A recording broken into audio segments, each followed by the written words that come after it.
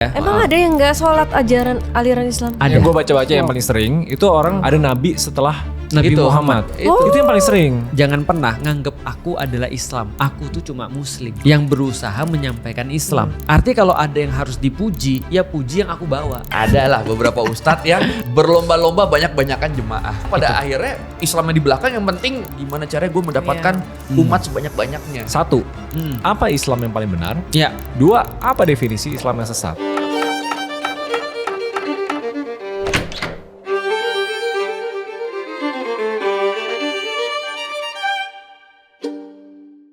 Oke, lagi-lagi episode yang di-request oleh Feren. Ya. Bukannya semua episode requestan dia ya? Oh Tapi apa? Ada episodeku yang nggak spesifik episode yang ini dia bersikeras tadi di mobil. Oh gitu? Iya. Enggak. Soalnya gini, Karena- yang lu ditolak itu karena sama kayak tahun kemarin. Yang bersikeras tuh aku pengen bahas tentang jin, setan, Iya itu udah tahun lalu. ruqyah. Tapi kan nggak ada Siksa. sihir. Ada. Nggak ada. Ada Ada, pas bahas anjir. jin iblis itu ada sihir. Yang ini lu sama excitednya kok. Karena kan lu pengen bahas apa? Iya. Aliran Islam sesat. Enggak. Apa sih enggak? Orang lu yang bikin Aliran Islam paling benar. Enggak ada. Enggak ada. Enggak ada. Sejak kapan lu? Lu pengen yang sesat, lu pengen gitu. Iya, lu suka yang kayak gitu. Nanti Kan pasti dia gini, pernah- pas promo, Apa? nanti Ustadz Felix akan spill. Pasti gitu. Iya. Nanti gini, Ustadz Felix. Walaupun selama ini kita tahu ada gereja setan, Ustadz Felix akan spill Iya. letak masjid setan. Pasti Tuh. ntar dia gitu-gitu Iya. tuh. Pasti Coba, gitu. bisa Iya. di-clipping loh. Coba lu ngomong, Ustadz Felix bakal spill apa? Ya lah, Aliran ngapain paling- nggak boleh kayak gitu tuh misinformation. Dia berprogres. Langsung aja Ustadz, siapa aliran Islam? Siapa? Enggak siapa. Kalau siapa aliran tuh ya apa? Oh, Siapa iya. orang? Iya. Yang mana nih? Enggak, gue makin ragu lu pernah SD lu. Atau kapan aliran sesat? Loh, aliran Islam itu kan kayak organisasi itu nggak sih? Aliran. Yang 72 itu hitungannya aliran bukan? Oke. Apa ajaran? Aliran tuh apa sih kayak? Aliran. Apa? Aliran tuh kayak Oke, kita clearin dulu definisinya. Ada mazhab, Iya, aliran ada tuh apa apa? gitu. Aliran Oke. tuh apa? Jadi gini, kata aliran itu sebenarnya berkaitan dengan sungai. Oke. Kalau sungai kan ada yang namanya ada yang namanya aliran utama, arus utama, namanya Ya. mainstream. Ya. Nah, kalau yang keluar daripada mainstream itu namanya aliran. Ya, benar. Aliran sungai kan gitu kan ya. Maksudnya yang keluar daripada mainstream itu aliran. Artinya kalau misalnya dikatakan aliran di dalam Islam sebenarnya secara teoritis itu nggak ada. Oh. Berarti kalau sudah keluar daripada Islam berarti bukan Islam lagi. Tapi kalau yang dimaksud aliran itu adalah atau cabang-cabang yang ada di dalam Islam, maka itu banyak. Oh, Mazhab itu cabang. aliran dong, bukan? Mazhab itu adalah maksudnya adalah jalan, aliran sebenarnya. Oh. Cabang atau Bukan aliran utama itu apa Sunni ya? Mainstream itu Sunni, betul. Sunni. Itu Sunni. Nah, mainstream itu pun kan bukan mutlak, tapi karena udah disetujui nama semuanya lah, Betul. mayoritas gitu kan. Mainstream betul mayoritas. Oh. Bukan berarti Syiah. Nah ini tapi harus hati-hati ya. Jadi gini, sebelum kita bahas yang 72 dan segala macam, 73 dan Wih, segala sebenarnya macam bahaya itu, sih ini episode ya memang ini. agak bahaya. ya udah, stop aja. Kok stop sih? Oke, thank you episode kali ini. Masih agak jauh dari buka sih, tapi ya udah ya. Terus jadi, gimana? Jadi gini, ada yang bilang bahwasanya Syiah bukan Islam. Ya. Sebenarnya tidak bisa juga dikatakan semua Syiah bukan Islam. Hmm. Karena ada Syiah yang masih diakui menjadi bagian daripada Islam meskipun tidak mainstream. Hmm. Tapi tidak bisa juga dibilang semua Syiah adalah Islam juga. Karena ada Syiah juga yang sudah keluar daripada ajaran Islam sebenarnya. jauh. Nah, kalau gampangnya adalah mainstream Islam itu Sunni. Tapi kalau kita gampangkan lagi, apa yang dimaksud dengan Islam? Islam itu adalah kalau mau gampang ya penjelasan yang paling simplifistik gitu kan ya. Itu adalah 6 rukun iman dan 5 rukun Islam. Udah itu. Ya. Oke. Berarti Dari selama masih ada di luar menyimpang. itu bukan Islam. Oke. Misalnya, Iya. ada aliran, bilangnya kami aliran Islam, tapi punya nabi setelah Nabi Muhammad. Berarti keluar Baru daripada udah. Ajaran Islam. 6 rukun iman. Iya. Ya udah selesai tuh videonya. Nggak ngerti ya. Oke, gini. Aliran Islam tuh apa? Sebelumnya kita harus tahu Islam dulu. Berarti baru tahu aliran-alirannya. Nah, Oke, Islam itu selama dikatakan Islam adalah ketika dia punya 5 rukun Islam dan 6 rukun iman. Oke. Oke, 5 rukun Islam yang pertama dia syahadat, Oke. yang kedua dia sholat, yang ketiga dia zakat, yang keempat dia puasa, yang kelima dia haji. Itu 5 rukun Islam. Haji itu ke Mekah. Ke Mekah. Oke. Kalau 6 rukun iman itu adalah iman pada Allah, iman pada Rasul, iman pada kitab Allah, iman kepada hari akhir, iman kepada malaikat, dan iman kepada qada wal qadar. Oke. Nah, selama masih 5-6 ini masih Islam. Benar, qada wal qadar itu apa? Takdir. Beriman pada takdir. Takdir. Kita udah pernah bahas kemarin. Kodor. Nah, berarti Beda. kalau Kodor. Kagak berubah dari tahun lalu. nah, artinya kalau selama masih ada 6 rukun iman dan 5 rukun Islam ini, dia tetap menjadi bagian daripada Islam meskipun dikatakan aliran tadi. Oke. Maksudnya kalau selama dia sholat, selama orang-orangnya puasa, Betul. selama mereka haji, mereka dianggap Islam. Iya, 5 dan 6 tadi ya. Emang ada yang nggak sholat aliran Islam? Ada. Ada. Nggak Sebenarnya yang paling sering ini kan, yang gue baca-baca yang paling sering itu orang ada nabi setelah Nabi Itu. Muhammad. Oh. Itu yang paling sering. Siapa nabi setelah enggak ya? Muhammad? Apa? Ini dia nih dia. Kakek gua tuh salah satu petinggi Sampai aliran sekarang. yang sekarang udah meninggal beberapa tahun lalu. Nabinya bukan setelah Nabi Muhammad, ada nabi lagi. Iya, ada yang kayak gitu. Iya. Kok bisa sampai nggak sholat, kan di Al-Quran udah tertulis jelas kan? Nah, ada dia mengartikan gini, sholat itu artinya adalah bukan sholat seperti yang kamu maksud, bukan sholat seperti yang kamu lakukan, tapi sholat artinya adalah kamu ingat Allah misalnya. Oh, jadi tuh Aneh ditafsir kan? sendiri. Betul, ditafsir Ya. sendiri. Jadi benernya aliran ini terjadi karena tafsiran manusia. Bisa jadi tafsiran manusia, bisa jadi juga ya kebanyakan tafsiran manusia sih benar. Tafsir yang akhirnya terus turun temurun, Iya. akhirnya diyakini secara Iya. saklek sama pengikutnya. Tapi jika Islam tuh cuma satu ya, kenapa alirannya bisa banyak? Aliran Karena yang mana dulu nih? manusianya. Karena manusianya. Kalau aliran yang sesat ya, iya karena manusianya betul. Karena banyak sih ada manusianya, ada motif-motif yang lain pengen ngerusak Islam juga ada. Iya, benar. Oh, tapi itu kenapa berarti bisa dibilang aliran kalau banyak orang yang ngikutin. Kalau Sebenarnya nggak itu ada pertanyaan pengikutnya, kritis. Menurut gue ini pertanyaan kritis. Karena kan Oke. balik lagi, Sunni udah di Mainstream. Itu mainstream Iya, ya. Iya. dianggap. Berarti itu benar karena mayoritas bilang itu benar. Iya. betul.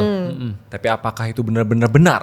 Oke, itu bisa di-challenge sih. Nah, makanya sebenarnya kata-kata Sunni sendiri pasti juga harus diuji. Apakah Sunni adalah benar-benar benar gitu misalnya, ataukah itu cuma sebagian kebetulan klaim ya. aja Iya. gara-gara orangnya banyak. Itu perlu juga dipelajari karena memang banyak belum tentu menjadi kepastian kebenaran. Bisa jadi kadang-kadang dikit juga benar. Tapi tadi balik lagi kita melihat ini seperti apa sih. Nah, maka kita kembalikan lagi pada otoritas. Yang sudah pasti-pasti ya di dalam Islam, otoritas yang paling tinggi adalah Al-Qur'an.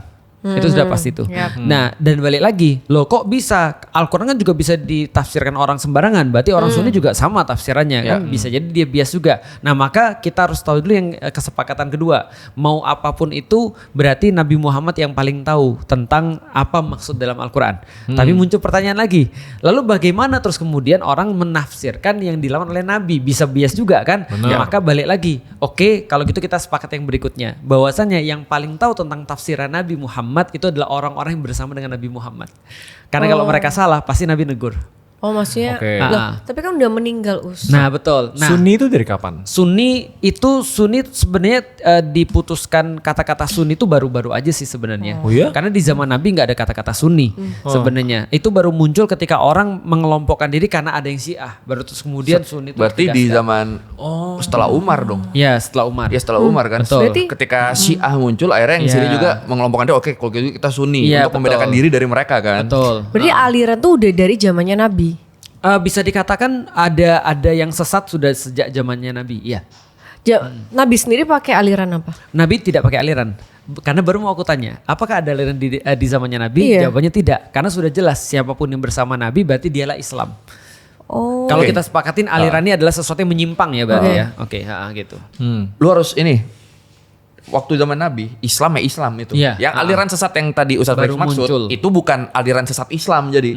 Yang sesat tetap ada, tapi bukan part of Iya. Islam di zaman Nabi. Kalau Islam dulu ya Islam.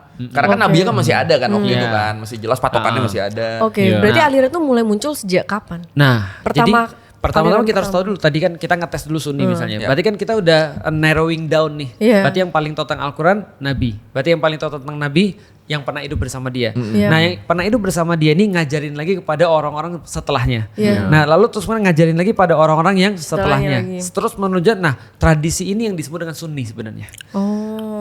Gitu. Tradisi ini disebut Sunni.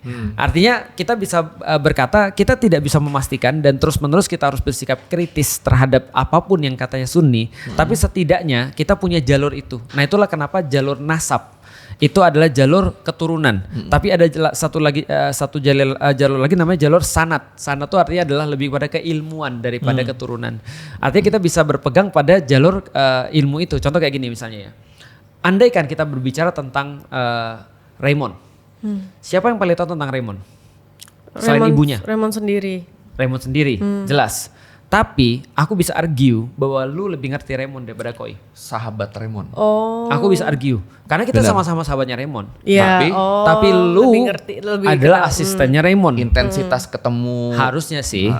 Lu lebih tahu apa yang Raymond, lu lebih tahu tentang Raymond apa yang kita nggak kita tahu. Iya, benar. Artinya kalau ada yang bilang bahwa contoh ya, aku bilang Raymond tuh bagiku penyabar. Dia bilang sepakat penyabar, tapi lu bilang enggak sih. Iya enggak sih. Itu contoh.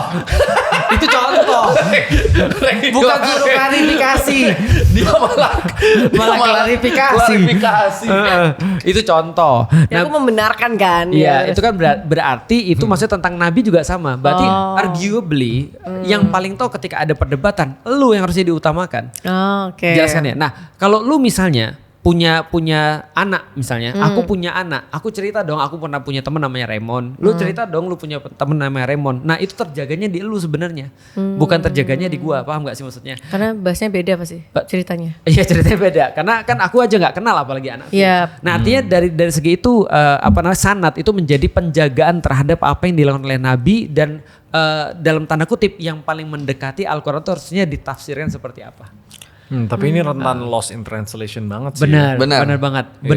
Makanya makin kesini makin kebagi kan. Betul. Makin banyak itu tadi alirannya ditanyain kenapa mulai muncul. Hanya saja di dalam Islam hebatnya adalah ada kerangkeng-kerangkeng yang sudah dibuat oleh orang-orang ini. Jadi pengikut Nabi itu bikin kerangkeng sendiri, bukan kerangkeng lah ya, bikin apa namanya?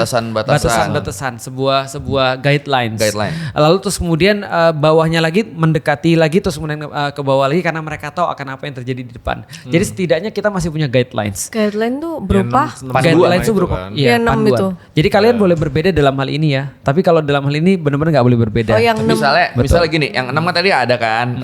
Misalnya harus sholat. Iya. Sholatnya caranya agak berbeda nggak apa-apa. Yang penting sholat. Itu mereka udah kasih guidelines. Oh gitu. Itu aja menurut gua rentan Jadi banget. kalau Banget sholat, misalnya. kalau misalnya aku mau sholatnya kayak gini, Nggak boleh. Gak boleh dong. Enggak maksudnya sholat di sini misalnya lo sholat subuhnya ada yang kunut, ada yang enggak, ada yang Iya. kunutnya Itu apa? cenderung diwajibkan Iya. misalnya. Lu lihat nggak pas misalnya sholat ada yang begini gerakannya. Iya. Allahu Iya, aku pernah Akbar. lihat. Ada Iya, yang gini. iya. Ada yang begini di atas. Iya. oh cuma beda tipis doang. Atau gini, ketika tahiyat ada yang gini, ada yang gini. Oh. Ada yang gini. Lu gak pernah lihat? Ini ada. Itu enggak apa-apa dua-duanya. Oh tapi kan tetap sholat. Nah, itu. Tapi kalau misalnya aku mau sholat kayak gini tuh, Nggak boleh. Contoh Balik lagi contohnya dari mana? sebentar. ya itu lu sesat udah jatuh itu yang sesat lu itu. Tapi kan aku sholat. Iya, Sholat tuh ada definisinya. Oh, oh diajarin kayak tangannya harus ini ya. Harus, oh Kayak gini itu deh. udah tertulis. Make up ada berapa gaya? Kalau aku nanya, aku nggak tahu ya. Aku Iya. nanya lu, Fer, make up tuh ada berapa jenis sih? Lu bisa jawab nggak? Iya Apa? Ada kan banyak aliran makeup. kan? Iya ada aliran bisa Ada aliran. Korea, sama Oke. Cina. Nah sekarang aku mau nanya, yang keahlian lu keahlian yang mana? Aku buat aliran sendiri. Aliran apa misalnya? Lu paling deket dengan apa? Korea? Korea lah. Oke, iya. berarti kalau Korea itu apa dulu yang pertama? Foundation atau apa? Tekniknya sih. Kalau teknik yang lu pakai kayak duluan misalnya pakai foundation nggak boleh, harus satu pump doang, nggak boleh banyak-banyak. Palm itu apa? Pump, satu pencet gitu. Oh. Ada yang kayak beberapa pump kalau untuk satu muka. Nah, Oke. kalau misalnya Korea tuh setipis mungkin. Setipis mungkin. Iya. Setelah itu abis foundation apa? Ada foundation. Nah, ini beda-beda sih tiap orang. Itu maksudnya. Itu. Oh. Tapi tetap ada di Oh, tapi itu koridor kok aliran, bukan Oh. aliran, mazhab. mazhab Korea. Mazhab itu apa sih? Tunggu, jadi kan nggak ada orang. Oke, kalau gitu gue boleh ya make upin lu tapi merem. Nggak ada kan? Atau nggak pakai foundation? Iya. Oh, jadi iya yang Gitu. Artinya mazhab Oke. itu style. Oh, mazhab itu style. Iya, Ada gampang berapa? gitu. Berarti lebih tepatnya aku ngomongnya ada berapa mazhab? Di dalam Islam Iya. ada 4 yang terkenal. Oh, Nah, Tapi ada mazhab 4 itu style. nggak bisa sesat juga nggak? Enggak. Kalau mazhab kalau enggak. mazhab nggak bisa Kalau sesat, mazhab kan? udah yang di koridor Islam yang pasti. oh udah pasti 6 Iya. 5 itu. Lu kan pengennya bahas yang sesatnya Bisa, kan. bisa dibilang Gua gini tahu. nggak? Sebelum jadi mazhab, jadi aliran dulu. Yang benar baru jadi mazhab. Yang sesat Mazhab dua. tuh bisa dikatakan aliran sih. Oh, Tapi aliran dalam fikih. Misalnya kalau misalnya fikih itu apa? Islam Hukum yang Islam. mempromosikan terorisme, Oke. Itu bukan madhab. itu aliran. Itu namanya pemikiran sesat. Iya. Oke. Tapi kan pengikutnya banyak. Berarti Ada. mereka sendiri klaimnya sebagai aliran. Iya. Buat mereka ini aliran yang benar. Nah, oke kalau gitu gini. Kita harus lihat dulu pertama kalau pengikutnya banyak, nggak juga sih sebenarnya karena ISIS itu berapa ya jumlahnya ya? Something pokoknya 0,00 sekian persen daripada orang-orang Oke. Islam. Jadi nggak banyak sih sebenarnya. Yang kedua adalah mereka tidak mengklaim sebagai madhab atau aliran Islam, tapi mereka mengklaim sebagai aku Islam, cuma mengambil tafsirannya begini. Nah, sesatnya di situ tuh letaknya tuh. Contoh misalnya ya, ketika ada di dalam Al-Quran qatiluhum aina saqiftumuhum, bunuhlah mereka dimanapun tempat kalian temukan mereka. Mereka menjadikan ayat ini langsung bunuhlah semua. Oke. Mereka nggak mau nanya ulama dulu ini maksudnya apa nih, maksudnya konteksnya apa nih, penerapannya seperti apa nih, aku boleh nggak kayak begini nih. Oke. Nah jadi berbuat hawa nafsu sih sebenarnya menurutku. Oke. Enggak, soalnya di sini menurut gua masalah tadi Ustaz Faris bilang, ini ada arus besarnya nih. Yang bercabang itu udah pasti bukan Islam berarti yang keluar Iya, dari arus besar ini. betul. Walaupun ini tapi orang-orang yang di cabang ini ngerasa mereka part of aliran Islam. Ya. Beda pengertiannya kan itu kan sebenarnya kan. Ternyata Oke. muncul di Epstein Files. Iya. Oke, iya berarti benar lagi. kita bisa ngejudge dia aliran yang gak sesuai Islam itu dari yang 6 sama 5 itu. Bagus. Iya. Udah pasti. Iya, artinya benar. contoh kayak di make up ya. Kita kan nggak bisa bilang bahwasanya kalau ada orang make up style Jepang itu bukan make up. Oh, Atau ada iya. orang bilang ini aku make upnya style Indonesia. Enggak, lu bukan make up. Oh iya. Tapi kalau ada orang yang bilang gitu, itulah namanya ekstrim di dalam Islam. Karena ada orang yang bilang Felix Xiao itu bukan Islam. Ada. Wow. Ada. Lu mau gue liatin ada gambar. Spill. Nih, contoh, lu ngomong lu gue cariin spillnya. Wah. Spill. Spill ya contoh ya misalnya ya. Oh jadi mazhab di Islam berarti bisa dibilang Protestan sama Katolik nggak kayak gitu mazhab?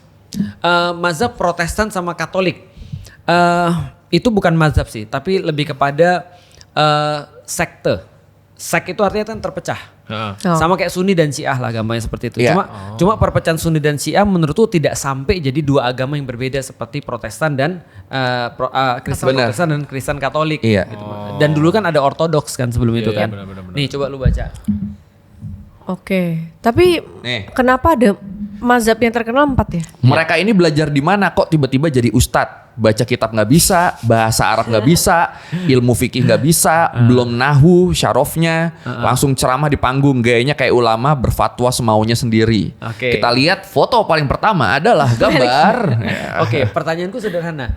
Dia bilang kan gini intinya, ini siapa sih orang-orang Iya. belajar di mana sih? Iya. Kok tiba-tiba bisa jadi orang yang didengerin? Lu ceramah di mana-mana. Pertanyaannya, yang buat gambar ini siapa juga? Kok kita harus dengerin? Iya. Kan dia ngomong, lu ngapain dengerin orang-orang ini? Terus kita kenapa harus dengerin dia kan gitu? Iya, benar. Nah intinya dia merasa bahwa selain gua, lu bukan Islam. Ekstrim kan berarti kan? Oke, berarti di 4 mazhab itu aliran ya? Bisa dikatakan aliran mazhab, artinya jalan mazhab. Jalan. Ustadz mengikuti 4 ini? Aku mengikutin kalau di Indonesia termasuk aku mengambil mazhab Syafi'i.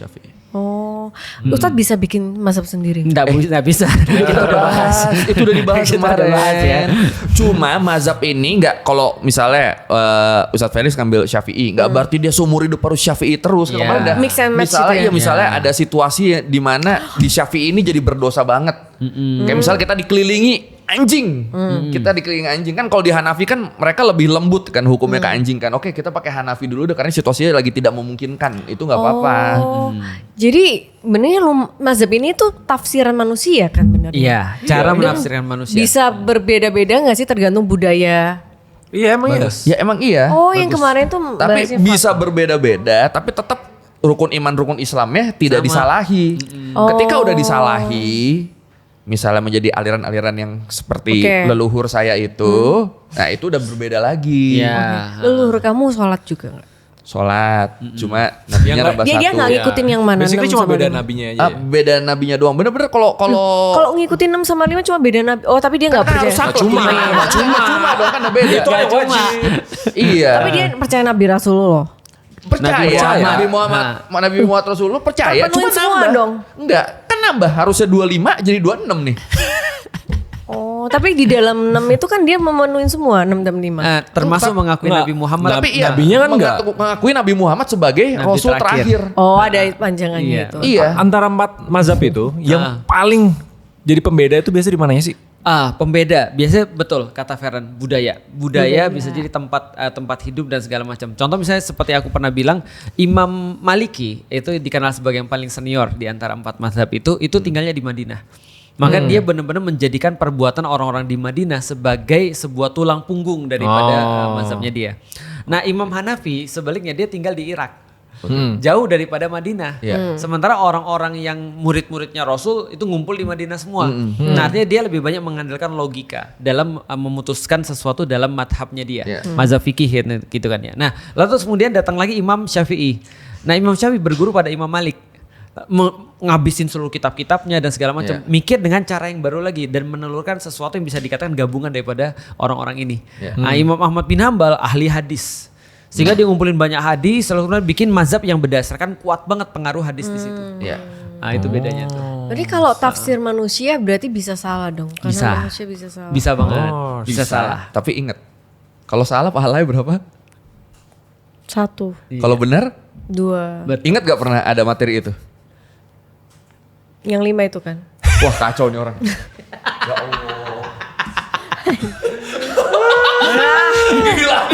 Iya, tapi lu udah bener sih. Tapi tafsir itu bisa berubah sesuai zaman ya. Bisa. Bisa aja. berarti Soalnya kayak kan timelinenya nggak bersamaan kan yang 4 itu kan. Iya. Kira-kira timelinenya kapan aja tuh?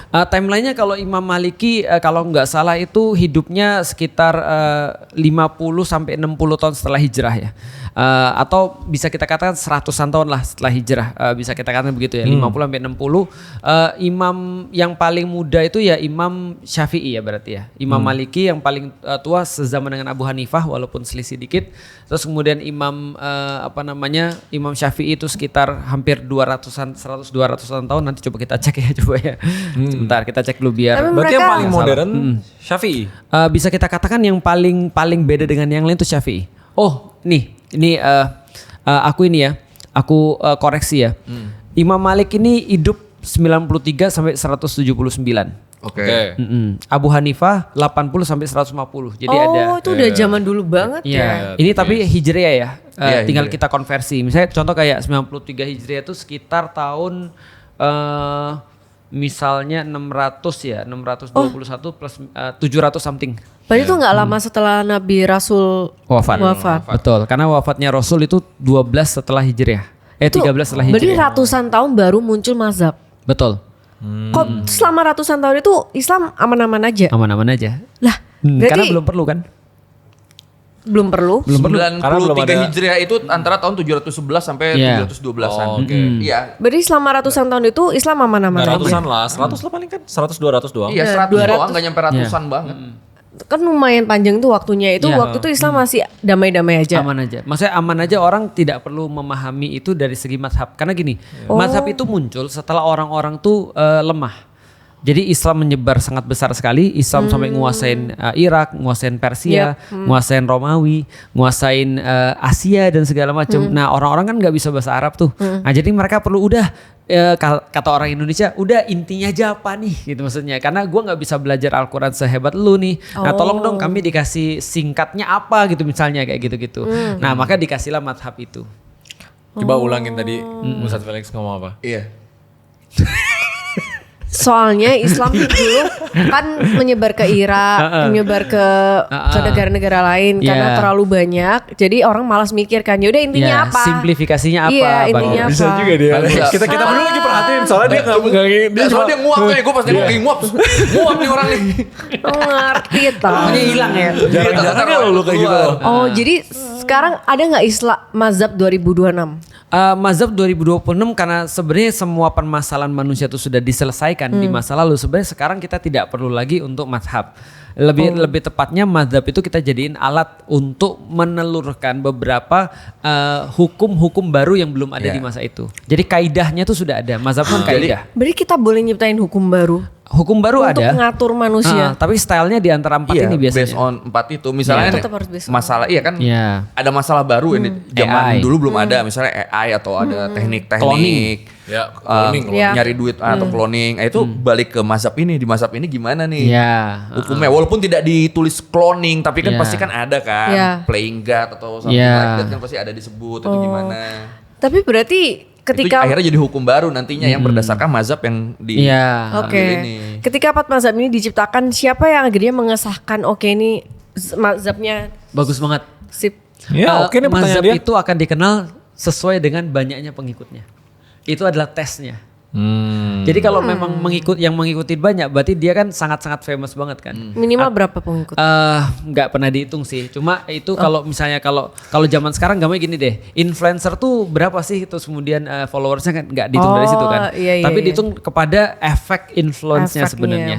Ada influencer yang misalnya kayak cuma 200.000 pengikut tapi yang efeknya besar banget. Tapi ada orang yang banyak banget pengikutnya belum tentu berefek kan. Nah, jadi efeknya itu menentukan dia tuh sebenarnya dikenal atau tidak. Jadi kalau misalnya contoh ya, kamu pinter banget gitu bisa nyelesain masalah-masalah. Siapa sih gurumu? Raymond. Misalnya. Sama kayak gini, mazhab ekonomi Keynesian. Mazhab ekonomi, misalnya apa? Smith Adam Smith ya? Ya, Smithian atau apa ya? Smithsonian. Bukan, Ricardian. Oh, Ricardian. Ricardian, Keynesian dan segala itu kan cara untuk menyelesaikan masalah dari sudut pandangnya dia. Kalau Raymond nanti banyak banget pengikutnya, orang-orang bisa sebut ini adalah cara berpikir Raymonisme. Chinesian. Chinesian. Oh, jadi kalau semakin banyak Ornelian. Berarti semakin banyak pengikutnya, dia dianggap mazhab yang benar. Bukan mazhab yang benar sih. Tapi mazhab yang bisa memberikan banyak manfaat. Iya, bukan mazhab yang benar. Oke. Tapi mereka akan sangat mungkin sebenarnya di luar mazhab itu ada mazhab-mazhab yang berusaha diciptakan. Yang lain cuma pada akhirnya karena tidak sepopuler 4 ini, akhirnya pelan-pelan ditinggalkan. Betul. Atau mungkin waktu penciptaan mazhab itu orang-orang yang menciptakan ini memang banyak temannya. Bisa jadi. Bisa jadi. Karena popularitas bukan karena di luar banyak temennya, kalau temen yang ngerasa mazhab dia ngerepotin itu pada akhirnya nggak dipakai sama temennya. Iya, betul. Pada akhirnya kan kenapa mazhab ini banyak dipakai itu kan udah paling relate sama manusia ini yang mana nih yang paling ini cocok sama kita, ini memudahkan kita. Contoh kayak gini misalnya ya. Kayaknya jangan pakai kata populer deh, tapi proven, paling proven. Karena bisa dijalani sama banyak orang, karena udah oke dengan hidupnya gitu. Nggak mesti populer lah, tapi proven menurut gua. Berarti benarnya setiap orang bisa menciptakan mazhab. Betul. Even sampai sekarang pun. Sampai sekarang mungkin bisa. Oh, jadi kok pokoknya selama ngikutin 6 sampai 5 pedoman itu. Iya, 6 sampai 5 dan dia Rukun punya iman, rukun sesuatu Islam. yang berbeda untuk menelurkan sesuatu dan itu adalah di dalam di dalam guidelines yang sudah ditentukan oleh Rasul, sahabat dan seterusnya. Berarti Ustadz bisa menciptakan mazhab? Bisa, cuman aku gak rajin. Oke, aku berarti tahu cara promosi ini. Gimana? Siapa yang mau ikut mazhabnya Ustadz Felix? Contoh kayak gini ya. Imam Maliki misalnya yang salah satu mazhab ya. Dia tuh hafal ribuan hadis. Oh. Makanya ketika ada orang mau nanya hadis ke dia, orang nyari dia mau nyari hadis, ada ininya. Kalau aku jangan kan ribuan hadis, ratusan aja belum hafal. Oke. Gitu lah. Jadi gimana aku bisa jadi mazhab kan? Lagian kalau misalnya aku cara kayak gini udah dilakukan sama orang zaman dulu. Aku cara kayak gini udah dia. Gitu. Sekarang udah kayak sudah kayak di edge enggak sih? Contoh kayak gini. Ekonomi. Sekarang ekonomi siapa sih yang paling terkenal? Nggak tahu lagi. Ya modern. Nggak tahu, nggak ngikutin. Contoh aliran berpikir Newtonian misalnya. Kenapa tidak ada aliran berpikir misalnya kayak Hawkingisme gitu misalnya, atau Hawkingian gitu misalnya? Karena Hawking juga ikut cara berpikir orang gitu misalnya. Jadi semakin kesini tuh sudah kayak semakin sudah there is no something new in the face of earth gitu maksudnya. Oke. Tadi Ustadz tadi Ya gue mau OT dikit sih. Berarti dalam gereja setan itu dulu deh. Oke. Karena kita secara ada. Iya boleh. apa ada? Nggak, lu ngomong aja. Nggak ada episode tersendiri. Oh, ada episode tersendiri. Oh ya udah, Oke. episode tersendiri. Berarti dalam sejarah adanya Islam, sepanjang sejarah nih, yang secara konsensus setuju bahwa ini paling sesat, dia klaim nih ini Islam. Tapi secara konsensus dia sesat dan dia udah mati, ada nggak kayak sejarahnya itu? Bagus banget sih. Aku baca nggak meneliti ya, baca tentang beberapa aliran-aliran yang sesat, yang sudah benar-benar dianggap sesat. Ada yang masih ada sampai sekarang, ada yang sudah habis. Salah satu yang paling terkenal adalah sekte Hashashin. Kayak ninja-ninja aja ya. Iya. Itu asal kata assassin. Ya. Oh, iya? Assassin tuh asal katanya dari assassin. Ya. Dari Jepang ya? Gara-gara lu ngomong ninja dikit tuh. Dari Jepang. Oke, bagus. Nih, gue cerita nih. Lu pasti tertarik nih. Apa? Lu tahu Rain? Enggak. Langsung gugur pertanyaannya. Rain siapa? Jadi nggak menarik deh. Jadi gak menarik. Oh, lu tahu Full House? Oh iya tahu Korea kan? Song Hye Kyo tahu? Ya. Itu ceweknya. Yang cowoknya Yang cowoknya? Aku nggak ngeliat. Itu tahun berapa Us? kan salah kan? Udah gugur. Full House tuh lama pasti banget. pengen ke ini kan, pengen ke Rain main Ninja Assassin. Mau Bener. ke situ Tahu kan? banget ya Tarikannya kepala kan. Gua tahu, cuma udah gugur Iya. di dia. Oke, lu nanti nonton ada film namanya Ninja Assassin. Oke. Yang main kembaran gua. Siapa? Baru tadi. Kembaran Rain. namanya. Oke, Rain. Rainnya nama panjangnya Rain Monchin. Gue baru kepikir lagi. Bagus banget tuh. Nah, jadi Rain itu jadi assassin. Jadi cerita assassin itu dari kata Hashashin. Asal kata adalah hashish. Oke. Hashish artinya adalah obat-obatan yang di smoke. Jadi orang-orang kelompok ini dia ada sekte namanya sekte Batiniah. Sekte Batiniah ini dia mengartikan Al-Quran. Menurut dia ada arti yang tersembunyi, batin namanya, daripada arti yang sudah muncul. Kayak tadi misalnya, sholat itu adalah ingat misalnya. Lalu kemudian ini adalah bunuh orang. Kalau kayak gini adalah artinya ini. Sebenarnya dia bagian daripada Syiah. Syiah punya sekte namanya Batiniah Ismailiyah. Nah Ismailiyah ini datanglah mereka bikin satu sekte pembunuh bayaran. Latihannya di satu benteng namanya Alamut. Dan akhirnya latihannya ini dipakai di banyak film. Di Naruto juga. Gimana cara ngelatihnya? Dia kumpulin anak-anak. Disuruh terus anak-anak yang ngelatih dan bunuh-bunuhan satu sama lain. Sampai muncullah satu pemenang atau dua pemenang yang benar-benar sudah nggak punya perasaan lagi. Pokoknya dia akan melakukan apapun untuk bunuh orang. Nah, makanya sekte Hashashin ini akhirnya mengenalkan kata assassin di Eropa karena dia pembunuh bayaran. Asal-usulnya ini dari Islam. Dari Islam. Iya. Tapi sekte sesat itu tadi bukan Islam. Iya. Dan sebenarnya. menariknya Ngerti. sebenarnya walaupun udah dipilih satu yang paling nggak berperasaan, untuk setiap beraksi mereka tetap butuh stimulus agar mereka Obat. nggak ngerasa berdosa, nggak ngerasa bersalah. Makanya mereka tadi pakai apa namanya? Hashish. Hasis tadi itu basicnya kayak opium gitu kan. Opium. Jadi opium gitu kan. Iya. Oh, jadi Jadi tiap mereka beraksi mereka ngisep dulu, ngirup nih. Udah kayak agak Fly. nge-fly gitu baru Bunuh orang. teman-teman. Iya. Dari situ. Ini cerita asal-usulnya Assassin. Iya. Assassin dalam bahasa Inggris diambil dari situ saking Lu kejamnya. tau kan assassin? Iya, itu aliran. Dari orang yang sebelumnya klaim itu Islam. Iya. Iya. Betul. Mereka mengklaim mereka Islam. Iya. Ada gamenya. Kan lu gini, kan lu nanya aliran Islam sesat. Yang paling sesat yang udah nggak ada. Oh udah nggak ada ini. Aku nggak tahu sih masih nggak ada atau nggak. Mungkin Semoga bisa udah jadi. nggak ada ya. Iya. Bisa Bener jadi juga ada. ya, bisa jadi, Bisa jadi Iya, ada. hati-hati loh Us. Dan sampai sekarang mereka bakal ngerasa mereka tuh Islam. Iya. Dan fun fact, mereka pernah mau bunuh Salahuddin Al-Ayyubi. Aduh serem banget. Iya, dan hampir mati Salahuddin. Dia serem banget, lu tau Salahuddin Al-Ayyubi Gitu, siapa? tapi serem mau dibunuh. Salahuddin tuh orang yang membebaskan Baitul Maqdis. Oh udah lama banget ya. Udah lama. Dan dia berhasil dibunuh hampir 2 kali. Hampir mati. Dan banyak yang sudah dimatiin sama dia. Aduh serem banget. Banyak banget yang dimatiin sama dia. Mereka kenapa ngelakuin itu? Mereka pengen dapat duit. Oh. Ya, Ya, dan intinya kadang-kadang sebagai dipakai untuk politik. Grup pembunuh bayaran kan. Pembunuh bayaran profesional dan mereka juga melayani kepentingan politik agama. Syiah waktu itu. Gila, denger cerita ini gue. Diromantisasi pakai game. Iya, Assassin's Creed namanya. Iya, jadi game lagi, jadi keren lagi. Game jadi keren. Ada filmnya. Sangat- Pusing gak lu Sufer? Hah? Pusing gak sih lu denger cerita ini? Iya aduh aku nyut-nyutan banget. Bukan dia gak pusing. Enggak. Kita yang pusing sih. Kita yang pusing. Gak pusing, kita yang pusing lihat kita respon nyut, lu yang kita kayak nyut banget sih. Iya. Enggak tertarik. Karena kalau misalnya orang zaman dulu ketika dia lagi nyut-nyutan malah minum obat-obatan yang nggak benar. Karena dulu belum ditemukan Proris Caplet. Udah, Benar. bener tuh. Aku nyut-nyutan harus ngapain? itu. Segera. Segera. Kalau nyutan harus coba Proris Caplet. Iya. Iya, itu cepet banget loh Soalnya ada efeknya. ibuprofennya. Iya. Wow. Dia Proris Kaplet Ibuprofen 200 mg. Iya. Tahu nggak ini fungsinya apa? Dia bisa Buat meredakan demam, Lu lihat panas, nih, dia lagi ngapain nih? radang. Sakit kepala, pusing. Nah, lu Iya. pusing sekarang, Iya. lu minum itu langsung berasa antara 15 sampai setengah jam langsung. Iya. Wow, 15 sampai 30 menit Iya. aku udah bisa menghilangkan nyut-nyutan di kepala aku. Iya, itu dia. Tapi kalian Sebelum waktu lu puasa ambil, lu harus sopan. Proris please, bilang. Itu dulu. Proris please. Nah, dan ini kan ketika sakit kepala bisa juga untuk ketika ada nyeri-nyeri yang lain, Iya. itu bisa juga Sakit untuk gigi bisa. Iya. Atau Iya. lu udah sampai demam bisa. Jadi ini bisa mengatasi nyut-nyut yang lain. Bahkan ada nyeri-nyeri yang cuma dirasain cewek kan? Apa tuh? Yang tiap bulan. Oh. Itu Iya. juga bisa. Iya. Nyut-nyut datang bulan. Iya, itu Ya. bisa. Biasa kan kalau udah pusing, udah nyut-nyutan gitu kan ngapa-ngapain jadi susah. Betul. Iya. Kalau lu udah minum ini kan bisa langsung ubah nyut jadi lanjut. Sebelum lu hanyut. Tapi di puasa ini kan kalian juga pasti sering nyut-nyutan gak sih? Kalau- Biasanya untuk orang awal-awal. Untuk awal-awal puasa Awal-awal biasanya puasa. karena tadi ya efek-efek lah. penyesuaian. Nah, itu biar kita nyunyut dan lanjut serta tidak puasanya susut. Iya.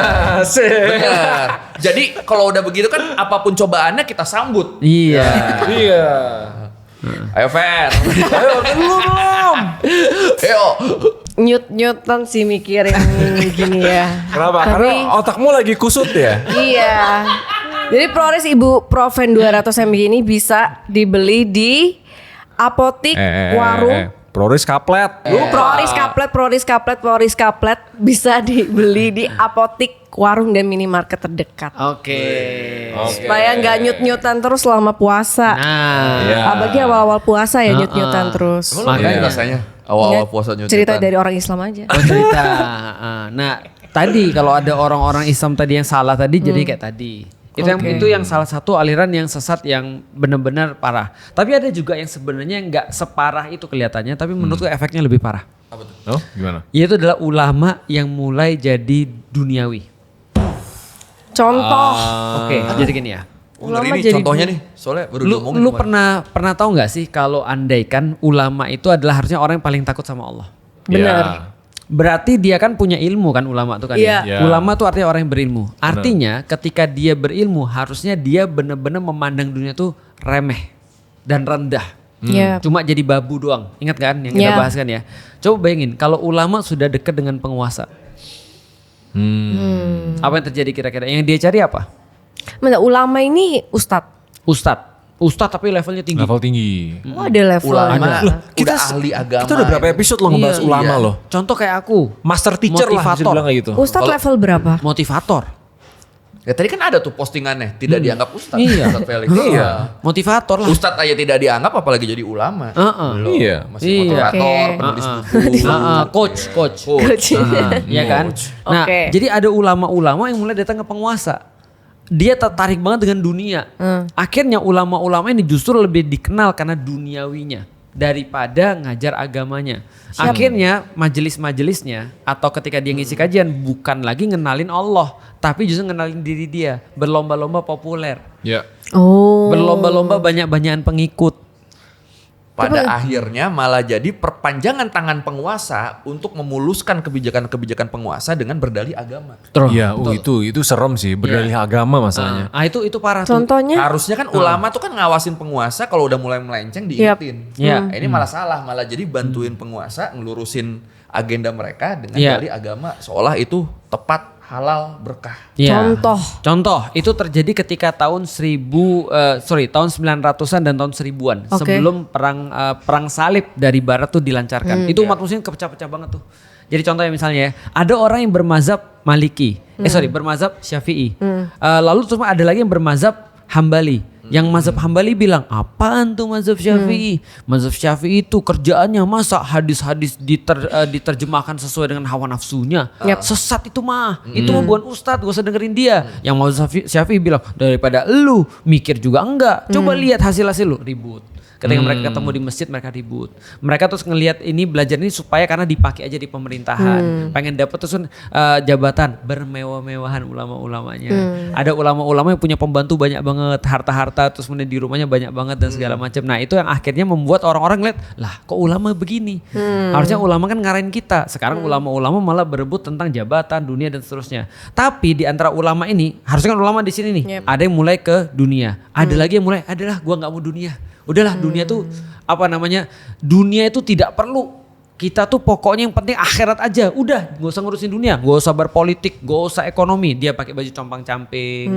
Dia terus kemudian menjauh daripada dunia. Dia tuh setiap hari zikir, gak kerja dan segala macam. Nah, ini ada ulama yang levelnya kayak begini. Yang kayak gini namanya sufi yang menyimpang. Yang di sini namanya mazhabisme. Nah, jadi orang-orang sudah gila pada mazhabnya lebih daripada agamanya. Jadi dia sudah mazhabnya itu udah lebih daripada Islamnya. Contoh kayak gini nih misalnya. Aku nanya, Koi, agama lu apa? Islam. Wah, kawan kita. Ray, lu agamanya apa? Islam. Wah, temen kita. Kayak gitu kan ya. Kalau yang mazhabisme gini, lu agamanya apa? Islam. Ustadz lu siapa? Ustadz saya Imam Ahmad bin Hambal. Waduh. Beda nih kita nih langsung. Kok bisa kayak gitu ya? Ustadz kayak gitu. Lu nggak tahu itu orang nggak bisa dipercaya. Ray, lu Islam? Iya. Lu ngaji di mana? Ngaji di Imam Koi Cabe. Wah, astagfirullahaladzim. Itu saya Imam Koi Cabe, saya kan juga berucap astagfirullahaladzim. Kenapa kamu ngaji di saya? Siapa bilang saya nggak bisa ngaji? Paham kan maksudnya kan?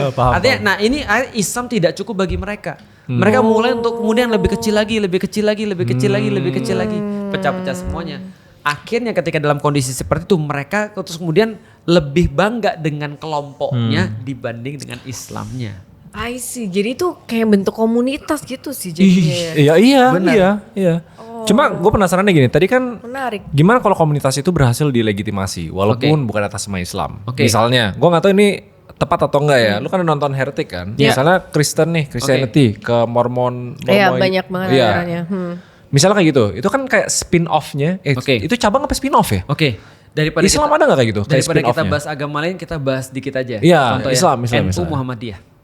Bagus. Tapi kan? itu bukan spin-off. Nah. Maksudnya spin-off tuh dia saking berbedanya nih, dia nggak mau klaim dirinya sebagai Islam lagi, tapi jadi kayak satu aliran baru yang misalnya Islam. Tapi padahal sebenarnya masih kelihatan Islam, tapi dia udah nggak mau. Enggak, aku bukan Islam. Berasal usul Islam, tapi dia udah mengaku yang misalnya lain. Islam apa gitu. Coba ya, efeknya sama. Lu pasti belum tahu. Contoh ya, lu tahu pendirinya Muhammadiyah siapa? Nggak tahu. Muhammad. Namanya Imam. Namanya Muhammad. Benar sih. Oh benar. Kiai Haji Ahmad Dahlan. Ahmad tuh nama lain Muhammad. Iya. Ahmad Dahlan. Kiai Haji Ahmad Dahlan itu musolanya pernah dibakar sama orang-orang Muslim. Astaga, kenapa? Dianggap sesat. Padahal dia nggak sesat. Hanya salah paham saja. Itu terjadi ya. Itu berarti pernah terjadi. Yang bakar siapa? Mengatasnamakan Islam juga. Itu satu. Tapi ada nggak orang-orang yang saking terus kemudian berbeda dia nggak anggap Islam lagi. Nah ini yang aku bilang dengan tadi bahaya mazhabisme atau bahaya kelompok-kelompokisme ini. Ketika kelompoknya sudah di atas Islamnya. Kalau dari ChatGPT sih pertanyaan gue tadi ada beberapa nih misalnya dia bener-bener spin off nih tapi asal-usulnya dari Islam misalnya kayak Baha'i Faith. Baha'i Faith berakar dari gerakan babi tapi AI-nya kayak gini ya di Persia abad 19 yang munculnya dari lingkungan Syiah. Akhirnya breakpoint teologisnya mengakui nabi atau manifestasi baru setelah Muhammad. Terus ada lagi Druze muncul dari cabang Ismailiyah Syiah abad 11. Betul. Itu yang Ismailiyah yang assassin tadi. Oh itu? Iya. Terus ada Nation of Islam. Amerika. Gerakan Afrika Amerika abad 20 di AS. Teologi rasial. Ini banyak nih Ahmadi Religion of Peace and Light gitu-gituan. Betul. Nah itu tapi adalah mereka terlegitimasi nggak apa? Mungkin jadinya kayak sekte aja sih mungkin ya Us. Ya kalau udah keluar dari Islam yang benar-benar begitu sebenarnya iya. Tapi aku baru tahu ternyata di Islam tuh terpecah menjadi 73 golongan. 73. Akhirnya kita sampai ke sana juga ya. Dari tadi mau sampai sini enggak? Belum. Tadi kita mau bahas itu terus sampai ke sini. Lama banget. Ya. Kata Nabi gini, orang-orang sebelum kalian daripada orang-orang ahlul kitab berarti orang Yahudi dan Nasrani. Itu terpecah menjadi 72 golongan. 73 atau 72? Nah, 72 kalau orang-orang ahlul kitab dari Yahudi dan Nasrani. Sedangkan kata Rasulullah, sedangkan kalian akan segera terpecah menjadi 73 golongan. Oke. Berarti sebelum Islam 72 jadinya. Dan kalian orang-orang muslim akan terpecah menjadi 73 golongan. Ketika dikatakan seperti itu, Rasul melanjutkan, di antara 73 itu hanya satu yang masuk surga golongannya, yang 72 yang lain masuk neraka. Serem ya kalau gitu ya. Ini golongan sama aliran beda. Sama aja, kalau kita mau nyamain kan golongan-golongan atau aliran-aliran kan, kelompok-kelompok kan sama kan. Ini kapan? Kata Rasul ketika beliau masih hidup. Jadi beliau udah masih hidup ada diprediksi. 73? Enggak, beliau bilang setelah beliau akan terpecah menjadi 73. Oh ini kayak banyak diambilnya kan nanti di saat kiamat menuju kiamat udah ada 73 kalau dibagi kan. Berarti kan di akhir zaman soalnya kan. Jadi ibaratnya gini, Rasul memprediksikan pas dari kewafatannya. Dari wafatnya beliau bakal ada 73 kan. 73 Ternyata golongan. kenyataannya benar. Kata Rasul, satu yang masuk surga, Sisanya masuk neraka. Di waktu Rasul wafat itu sudah ada golongan atau belum? Walau bisawab kayaknya sudah ada. Sudah ada tapi nggak sebanyak 73 ini. Iya, betul. Tapi yang menyimpang biasanya gampang balik lagi karena kan yang single source of truth-nya masih hidup. Betul. iya. Oke, yang OG-nya golongan waktu zaman Rasul apa? Ya zaman Rasulullah itu Ya, Rasulullah. Oh ya Islam. Islam. Oh tapi belum. Pertanyaan orang biasanya 72-nya yang mana yang masuk neraka? Iya. Kebanyakan orang itu pada akhirnya karena masuk disebut ada golongan, mereka based on nama 72. Oh, Muhammadiyah, NU. Apalagi Padahal misalnya padahal bukan based bukan on itu. namanya. Iya. Patokannya bukan di nama golongannya. Tapi based on? Nah, bagus. Itu pertanyaan sahabat.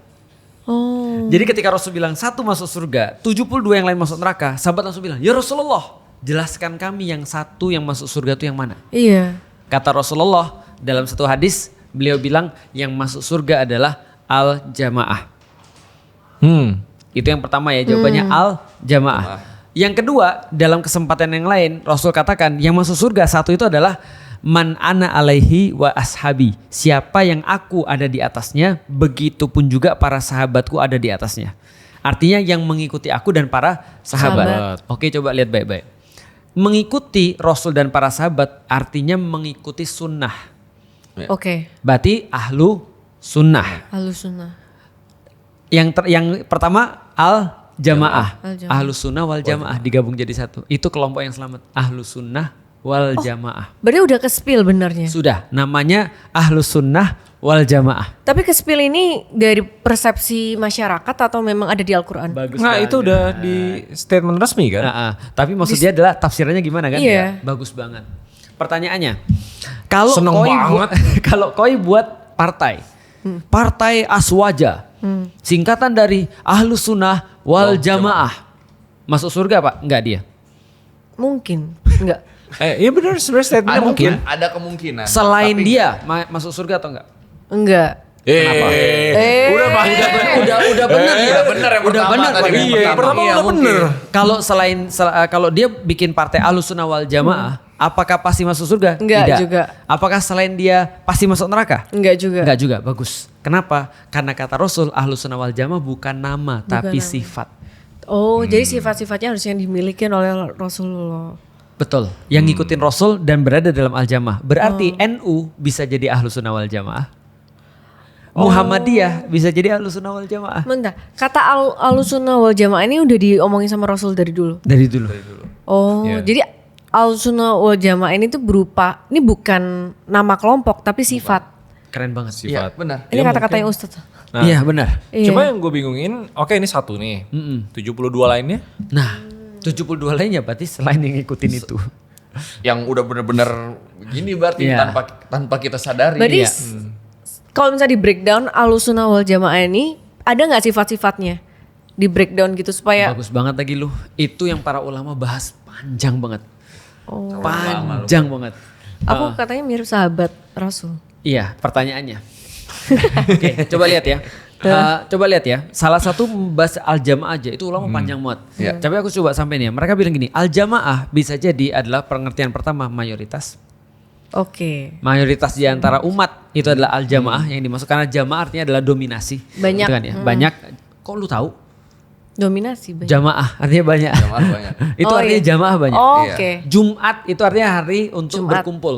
Hari Jumat, Banyak oke. orang hari Jumat. Nah jadi jamaah itu bisa jadi artinya mayoritas. Bisa jadi orang-orang yang mengikuti mazhab yang 4 tadi. Oke. Itu bisa jadi orang yang mengikuti para sahabat Oke. yang mengikuti Rasulullah, Ya. gitu kan ya. Bisa jadi adalah orang yang berada dalam kepemimpinan satu orang di antara banyak orang yang ngejagain Islam dengan kepemimpinan itu. Bisa jadi banyak kan al-jamaah kan? Ya. Ahlus sunnah, orang kasih guidelines lagi. Ahlus sunnah itu siapa? Sunni, itu namanya sunni itu dari situ. Ahlus sunnah adalah orang-orang yang mengikuti Rasulullah. Siapa mereka? Adalah orang-orang yang mengikuti Rasulullah, yang mengikuti para sahabat, yang diikuti lagi oleh orang-orang setelahnya, yang ngikutin lagi orang-orang setelahnya, sampai terus kemudian guidelines itu sampai ke mereka. Jadi aku contoh misalnya ya, kenapa kamu sholat begini Lix misalnya? Oke, aku bilang aku dapat ini daripada Imam Syafi'i. Imam Syafi'i dapat dari sini, dapat dari sini, dapat dari sini, dapat dari sini, ujungnya ke Rasulullah. Ya. Oh, Ya, jadi nyambung. kalau harus ditarik garis itu ya. Harus Tapi kalau gitu bisa cocok logi nggak sih? misalnya Bisa. Enggak, Bisa aku aja nggak ada sejarahnya misalnya. juga nggak akurat nggak sih? apa? Sejarahnya bisa Iya, jadi nggak misalnya akurat juga kayak- nggak sih? Bisa. Kan itu soalnya tafsiran subjektif kan. Bisa, Iya. tapi setidaknya kita punya sanad tadi, punya linkage sampai ke atas. Jadi Oke. bisa dibuktiin sampai ke atas. Ustadz nyambung-nyambungin gitu berdasarkan persepsi pribadi atau Imam Syafi'i bisa Imam ngasih Syafi'i tahu? Imam Syafi'i nulis nulis tentang linkage-nya sampai dengan Rasulullah. Jadi Rasulullah Tapi kan Imam Syafi'i ke Rasulullah. ya. Yang di bawahnya? Nah, yang di bawahnya di linkage lagi. Bawahnya itu apa? Jadi contoh misalnya kayak Untuk guruku. menurunkan mazhab itu tetap sesuai dengan apa Iya. yang beliau tuliskan. Betul. Nah, itu ada linkage-nya juga. Oh. Kok nggak tulis di buku? Iya, believe it or not, kalau orang-orang yang lebih hebat daripada aku, yang punya jelas ilmunya, dalam arti kalau aku bukan gak jelas, aku jelas gurunya, tapi ada beberapa contoh ya. Ilmu hadis itu sangat rigid sekali. Kayak UAS tuh, Ustadz Abdul Somad misalnya ya. Ketika dia dapat satu hadis, dia akan tahu ini jalurnya sampai di mana, namanya ijazah. Ijazah itu kayak apa ya, semacam kayak bukan balasan. Kalau kita kayak ijazah ya ijazah. Jadi dia dari sini ke sini, dari sini ke sini, ke sini ke sini sampai dengan Rasulullah. Aku pernah satu waktu aku dikasih satu ijazah tentang satu hadis misalnya. Yang bacain ngomong gini, ini aku dapat dari bapakku dari sini, bapakku dari sini, bapakku dari sini, dari ini sampai ke Rasulullah. Dan itu bisa dicatat tuh. Iya. Iya. Nah itu terus sekarang aku sampein ke kamu ya. Nah dengan itu aku bisa nyampein ke yang lain juga. Oke. Kalau mau dari segi akademis ya. Tapi kalau misalnya lu sekedar baca dari Sahih Bukhari, lu bilang ini Sahih Bukhari ya, boleh juga. Gak ada masalah. Itu tinggal di bypass. Oke. Bingung ya? Iya rangkumin dong. Nah gini aja, pas Lu- banget lu- nih. lu. Gue penasaran dari, kan biasa gue yang menginisiasi rangkuman. Iya. Ya. Dan kita berangkat diskusi ini dengan satu pertanyaan. Dua pertanyaan lah. Satu, apa Islam yang paling benar? Ya. Dua, apa definisi Islam yang sesat? Yep. Gue mau tahu pemahamannya Fer. Dah. Yang paling Wah, benar, aku. ya kan lu dengerin dari tadi. Iya. Kalau gue sih kayaknya udah lumayan nangkep nih. Lah aku yang baris terakhir nggak terlalu paham. Enggak ini termasuk yang sebelum-sebelumnya. Jadi setelah dengerin semua pembicaraan tadi, yang menurut lu, oke, Islam yang benar itu Sepemahaman apa? lu dulu deh. Sepemahaman lu. Islam yang benar kalau mengikuti 5 rukun dan 6 iman. Ya, oke. Terus gue ada poin kedua kalau gue ingetnya. Islam yang benar kalau yang udah di approve Ustadz Felix. Enggak Enggak gitu. Nggak gitu, Aku nggak gitu. bisa salah. Jadi sesat nih. Iya. Tapi yang lu bilang tadi yang awal benar banget. Yang Yang awal awal itu patokan paling Iya. dasar itu. Oke, yang kedua, Yang kedua, kalau gue, kalau ditarik garis menuju ke Rasulullah. ya itu kan salah satu dari 6 sama 5. Heeh. Bisa bilang yang ini nggak, yang al-jamaah gitu. Al-jamaah, Ahlus Sunnah wal Jamaah. Itu kan sifat tapi. Ini kan Sifat. aturan. Iya, Iya. jadi kan yang paling benar tuh at least aturannya 6+5 terus sama sifat al-jamaah. Iya. Halus sunnah wal Ada jamaah lagi itu. nggak? Itu udah cukup sih untuk jadi starters. Nah, berarti di luar dari itu, kalau ada yang menyimpang dari dua ini, sesat. Sesat. Ya. Nah, akhirnya dijawab Nah, pertanyaan jadi awal kita. kalau gampangnya gini ya, yang tadi yang terakhir yang gue mau jelasin ke lu ya. Jadi gini contoh misalnya. Tadi kan Raymond selalu menguji kan ya. Gimana kalau andaikan ada bias dan segala macam. Yap. Nah, contoh ya misalnya ya. Satu waktu ketika misalnya contoh ya, aku bilang sama lu misalnya, Fer, percayalah Fer, kalau lu sabar pasti ada jalan. Lu nyampein ke anak lu. Misalnya, percayalah anak, kata Ustadz Felix gitu kan ya. Kalau lu sabar ada jalan. Ya. Dia nyampein lagi ke anaknya. Kalau sabar pasti ada jalan. pasti kalau lu sabar pasti ada jalan gitu kan ya. Nah, nanti itu bisa di linkage dari anaknya. Misalnya anak lu namanya misalnya siapa misalnya? Ornelu. Nah, siapa Ornelu misalnya. Terus anaknya lagi namanya? Orneli. Dari Orneli ke Ornelu ke Ornella. Ornelu dapat dari Orneli. Orneli dapat dari mamanya Ornella. Ornella dapatnya dari aku bahwasanya kata-katanya begini. Nah, itu setidaknya walaupun bias masih lebih bagus daripada yang enggak ada. Oh, daripada yang enggak ada linknya gitu. Betul, ya. itu di dalam Islam sangat-sangat rigid banget. Bahkan orang bisa berantem memperdebatkan. Lu kan tahu Ornella itu kan pelupa. Misalnya jangan dengerin dia, gitu kan ya. Itu dia, itu baru gue mau. Nah, terus ada lagi. Ada bilang enggak, Ornella tuh pelupanya kalau dalam bidang-bidang ini. Kalau dia bidang ini dia terbukti benar. Ada lagi bilang, oh enggak, dia tuh pelupanya setelah umur 50 tahun. Sebelum itu dia masih oke. Itu perdebatannya itu bisa satu buku sendiri. Memperdebatkan orang-orang tertentu. Jadi ada kitab sendiri para perawi hadis. Siapa yang meriwayatkan hadis itu dibahas semua. Koi hidupnya pernah mesum misalnya, nggak diterima langsung gitu. Jadi kalau ada yang cuma sebaris itu keterangan Koi hidupnya pernah mesum. Oh ini udah coret. Iya. Jadi kalau ada segala sesuatu yang ada koinya di dalamnya harus kita pertanyakan hadisnya. Oh hadis itu ciptaan manusia? Bukan. Dicatat. Oh dicatat. Contoh kayak gini ya, hebatnya hadis ya. Lihat ya. Dari hadis ini misalnya contoh, kalau lu sabar ada jalan, ada koinya di sini. Ini hati-hati nih kita nih. Terus ada pembelajaran yang bilang, enggak dari Koi juga ada kok periwayatannya dari yang lain. Dari Raymond yang sudah kuat banget ingatannya ada kok. Dan dari sini juga ada kok dari periwayatan yang lain. Jalurnya ada 3 nih bukan cuma Koi doang. Oke kita terima. Gitu. Misal contoh kalau hadis tuh kan yang paling umum tuh riwayatnya Bukhari Muslim. Itu tuh kan sahih lah udah kuat lah besok karena riwayat beliau itu akhirnya kalau hadisnya siapa riwayatnya apa Bukhari Muslim ini nih bisa dipercaya. Tapi misalnya hadis riwayat Raymond Chin. Nah, itu orang kan tunggu ini orang gimana riwayatnya Iya, sholatnya gimana gitu. Iya, walaupun yang disampaikan dia menuju kebaikan tapi tetap harus dicek lagi dia riwayatnya gimana. Makin riwayat lu ya lu makin dipercaya. Berarti apa? Berarti hadis itu ditulis sama Nabi atau bukan? Nabi nggak pernah nulis hadis. Sahabat ya? Sahabat ada yang nulis hadis, tapi kebanyakan diingat sama orang. Ya, terus giliran keinget buat nulis baru ditulis. Iya. Ingatan jadi sangat gini, ringkih banget dong. Rasul, salah. Iya sangat. Rasul ngomong nanti ke sahabat ngomong kan makin kesini kan nih udah mulai agak samar nih. Mending kita tulis sekarang daripada makin turun ke bawah takutnya makin bias. Dari situlah ditulis. Ingatan orang zaman dulu itu lebih rigid daripada tulisan. Jadi contoh misalnya kayak gini. Bayangin ketika Rasul ngomong yang dengar 100 orang. 100 orang tuh akan ceritain semua pada anak-anaknya. Terus ceritain pada anak-anaknya. Nah itu berarti harus kita verifikasi nih 100 orang bener gak kata-katanya begini sampai titik komanya sama semua. Nah itu kayak gitu. Nah ada hadis yang gak sebanyak itu. Contoh Rasul kalau misalnya mohon maaf nih. Contoh misalnya ada hadis gini. Ini hadisnya Rasul di bulan Ramadan pernah dalam keadaan junub. Lalu terus kemudian melewati melewati subuh. Lu tau junub? Enggak. Iya, nggak ngerti gue. Junub itu belum mandi wajib. Jadi pernah dalam satu waktu Rasulullah berhubungan sama istrinya. Lalu dalam keadaan, kan kalau habis berhubungan sama istri kan harus mandi wajib.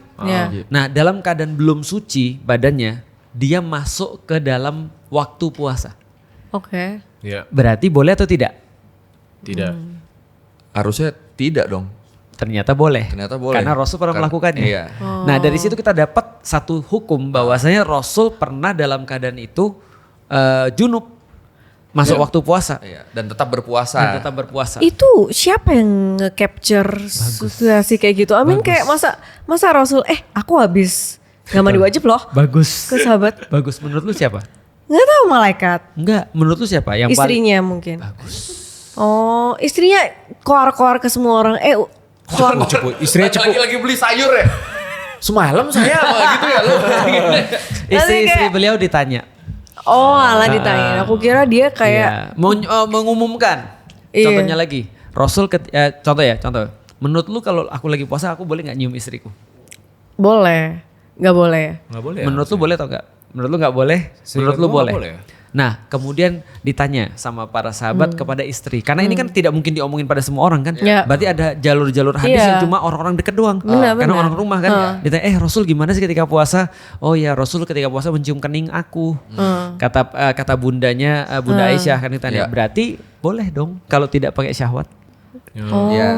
Berarti Rasul ini udah intinya kayak ultimate, udah paling benar. Apapun yang dilakukan kita harus ngikutin dia. Jadi contoh. Dia sudah ultimate, betul. Iya benar. Karena dia yang paling tahu tentang bagaimana maunya Allah. Iya.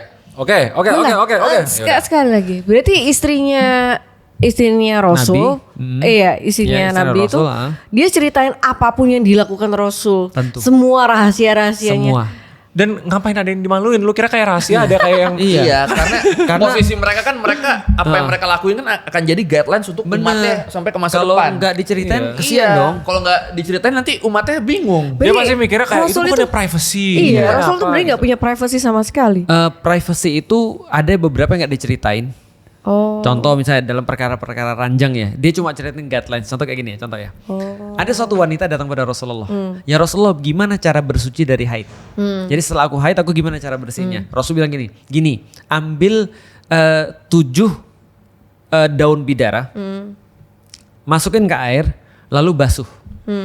Gimana caranya ya Rasulullah? Masa Rasul jelasin? Gitu kan ya. Nah terus kemudian Rasul bilang, aduh gimana ya? Lalu Bunda Aisyah bilang, gini, sini. Kalau mau nanya yang kayak gitu ke aku aja. Karena aku yang tahu gitu maksudnya. Karena aku udah diajarin Rasul. Jangan nanya Rasul, masa Rasul nyontoin kan gak mungkin. Gitu kan ya. Berarti harus terus kemudian diajarin sama Bunda Aisyah. Gini caranya. Caranya membersihnya kayak gini. Setelah terus kemudian kamu bersihkan, terus kemudian kemaluanmu, kamu ambil kapas, lalu kamu kasih misik, lalu kemudian olesin di situ. Biar terus kemudian jadi disinfektan, jadi wangi dan segala macam. Oke, ini terakhir. Hadis itu kan diciptakan ratusan tahun setelah Rasul wafat. Dicatat.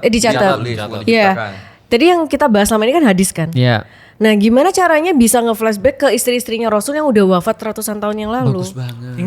Ingatan turun-temurun kan. Tapi kayak masa istrinya berarti lumayan gibain Rasul.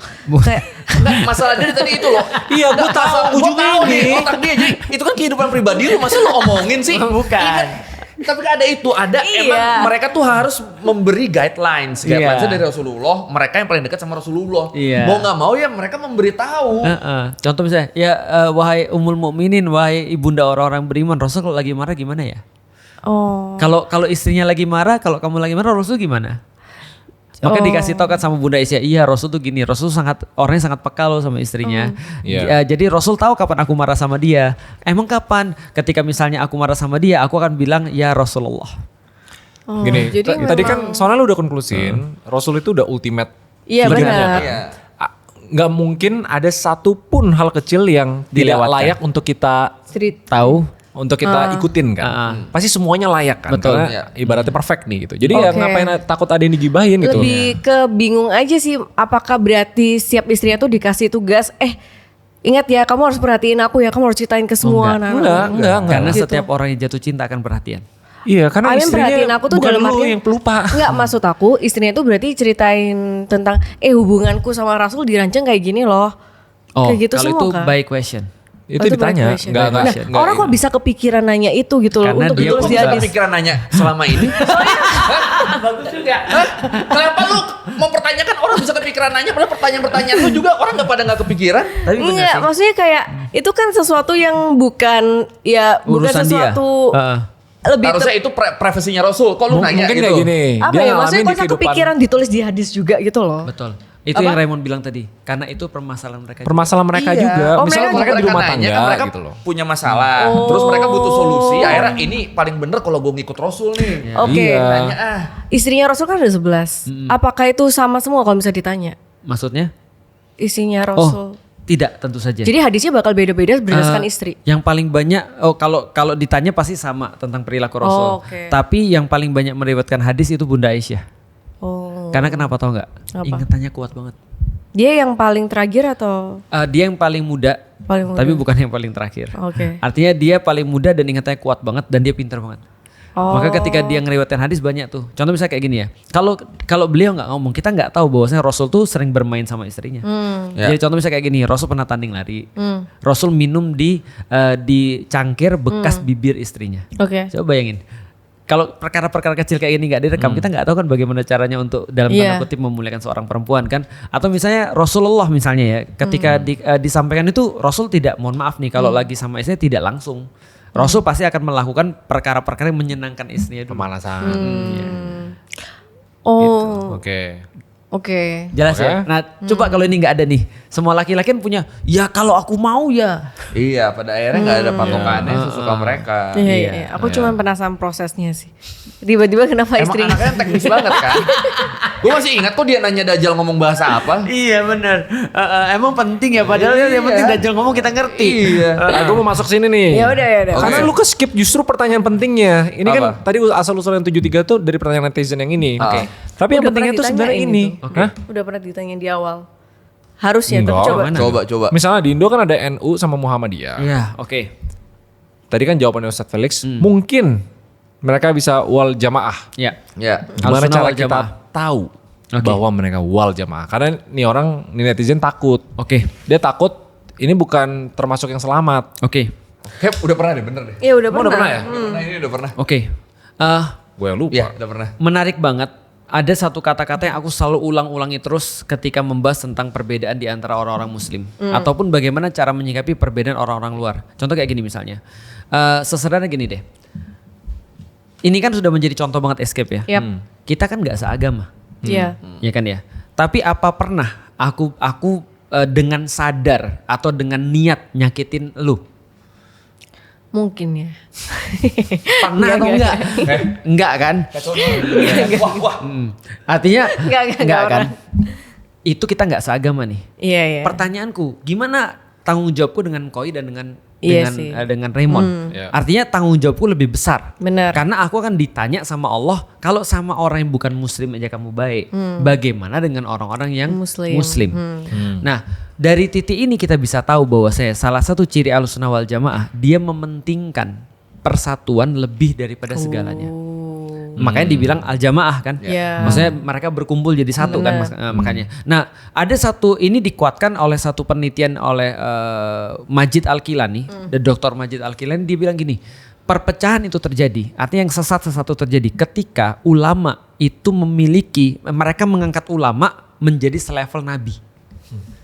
Paham maksudnya? Jadi aku tuh perbedaan sama Raymond ya udah beda sebagai manusia, Oke. tapi bukan beda sebagai muslim gitu maksudnya. Ya. Raymond itu ya masa dia naik mobilnya lebih bagus daripada aku, muslim macam apa itu?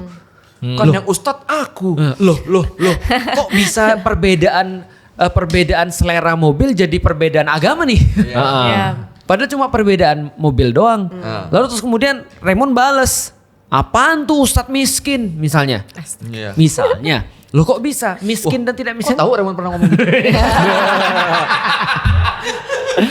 Ya berarti kan perbedaan cuma itu dong. Lo kok masuk ke agama? Harusnya kan Iya. tidak kan? Artinya andai pun Raymond pernah gak suka sama aku ngerti dia bukan gak suka sama agamaku. Tapi ya. Gak sukanya sama aku.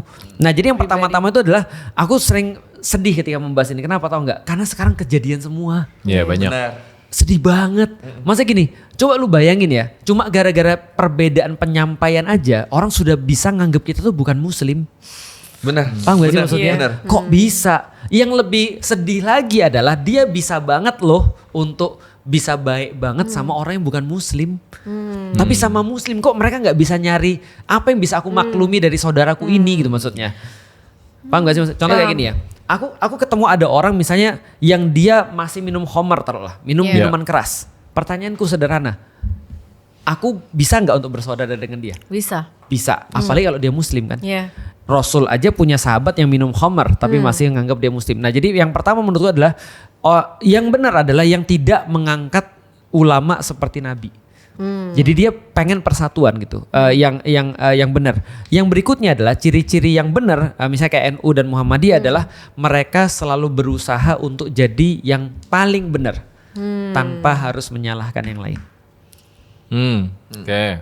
Gitu, itu sih sebenarnya menurutku sih harus hati-hati dalam melihat, jangan sampai juga kayak gini. ingat ya, berlebih-lebihan sama buruknya dengan kekurangan. Yeah. Jadi kalau misalnya kita memudah-mudahkan sesuatu sama buruknya dengan melebih-lebihkan sesuatu. Jadi gitu. Tapi kalau pertanyaan ini itu kayaknya dia tuh apa gini, al-jamaah itu bukan sekedar pilihan terhadap sebuah aliran. Oke. Takutnya gini, misalnya dia ngikutin semuanya nih, tapi terlanjur masuk ke aliran A gitu yang ternyata enggak gitu. Dia nggak otomatis tersesat kan? Nggak otomatis masuk neraka kan? Enggak. Kayaknya kebanyakan mindset orang tuh kayak gitu. Iya. Misalnya gue bener nih, Nama alirannya tapi kan. terlanjur ya gue di sini yang Heeh. ternyata nggak ngikutin aturan al-jamaah. Iya, Iya, oke. Benar. Jadi gini, ada kelompok-kelompok itu bervariasi. Ada kelompok-kelompok yang awalnya mungkin mengikuti Ahlussunnah wal Jamaah terus jadi tidak karena orangnya. Tapi bukan berarti kelompoknya yang salah. Jadi kalau aku mah lebih kepada gini, lebih kepada itulah kita tuh punya guru.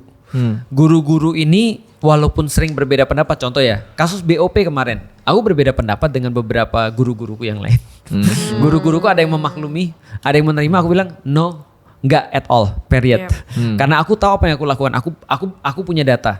Tapi kita tahu bahwasanya walaupun guru-guruku itu beda, aku ngerti bahwasanya kalaupun mereka salah, mereka cuma dapat 1 pahala.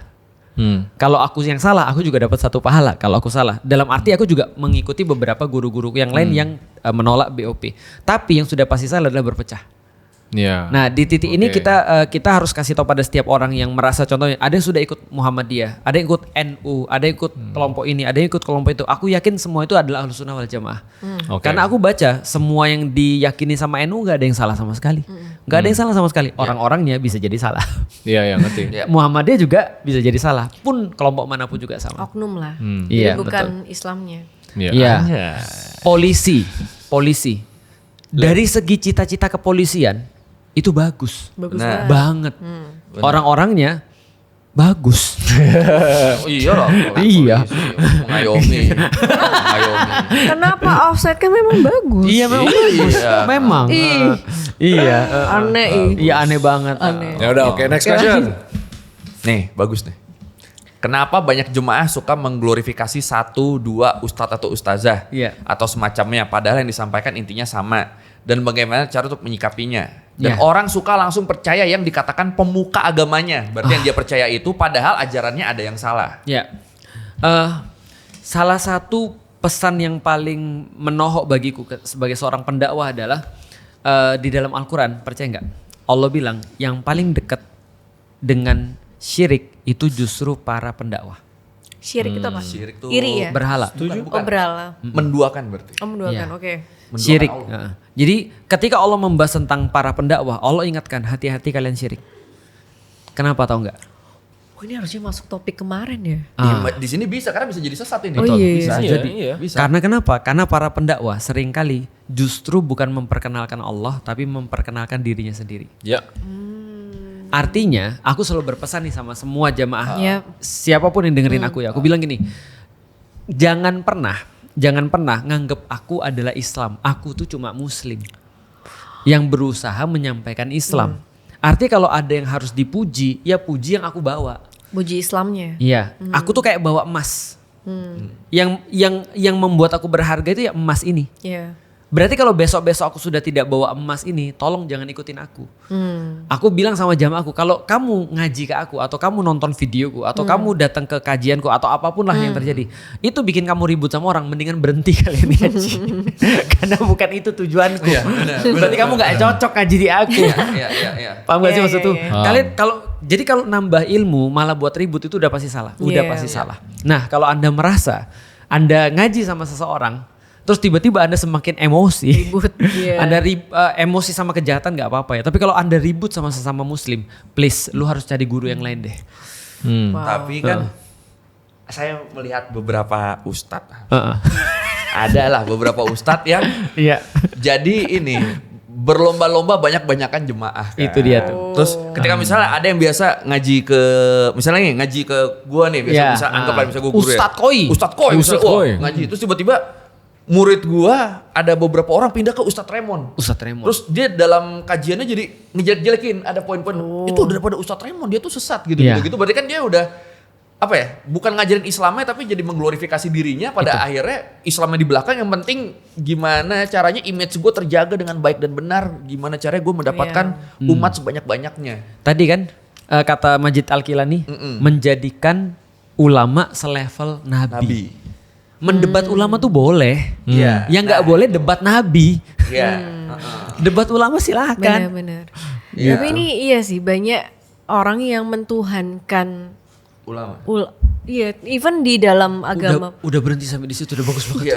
Udah bagus banget lu. Enggak, tapi lanjut. di dalam beberapa agama ada beberapa yang kayak gitu juga. Mungkin Semua karena sih hampir. itu sesuatu yang terlihat di depan mata mungkin ya. Bener, itu kenapa Rasulullah tidak boleh digambarkan. Oh, karena takutnya menyembahnya Pada akhirnya ntar nyembahnya ustadz aja ternyata banyak yang akhirnya kita malah orang-orang Belok tuh ya. jadi kayak menyembah ustadznya, bukan agamanya, bukan Islamnya, bukan Allahnya. Zaman dulu berkaitan dengan niat itu ya. Ya. Ada orang penulis-penulis yang ketika dia nulis dirobek. Kenapa? Nulis dirobek karena dia merasa bangga dengan tulisannya. Oh. Paham kan maksudnya? Tapi ya kita nggak sampai di titik itulah. Cuma aku mau menggambarkan aja sampai segitu hati-hatinya orang-orang di zaman dulu. Jangan sampai aku nulis karena niat selain Allah. Kenapa nggak yang dikontrol tuh hatinya sih? Karena dia nggak bisa kontrol kan. Problemnya kan manusia susah mengontrol dirinya sendiri. Iya. Tapi ya, minta bimbingan Allah untuk bantu kontrol. betul. Maka aku bilang zaman sekarang kita nggak sampai di titik itu sih. Iya sih itu. Tapi itu orang-orang sudah super banget. Iya. Di zaman sekarang kita cuma bisa berharap aja. Pokoknya contoh ya ketika kita mendakwakan Islam, memang kita bakal populer. Kayak aku populer misalnya. Tapi aku berharap kepopuleranku ini untuk mengenalkan Islam. Yap. Nah ciri-cirinya gampang. Orang-orang yang memperkenalkan dirinya sendiri. Pertama, dia berhenti untuk berusaha ketika dia dicaci. Dan dia bertambah semangat ketika dia dipuji. Oh. Iya kan? Iya, itu serem sih. Nah itu salah satu. Maka aku ketika diomongin dasar lu belajar di mana lu? Lu bisa bahasa Arab aja enggak? Belajar LC bukan lu dakwah. Gue bilang bodoh amat gue. Kalau aku terpengaruh ke dia, berarti kan bukan untuk Allah kan? Iya benar. Berarti kan untuk manusia kan? Iya.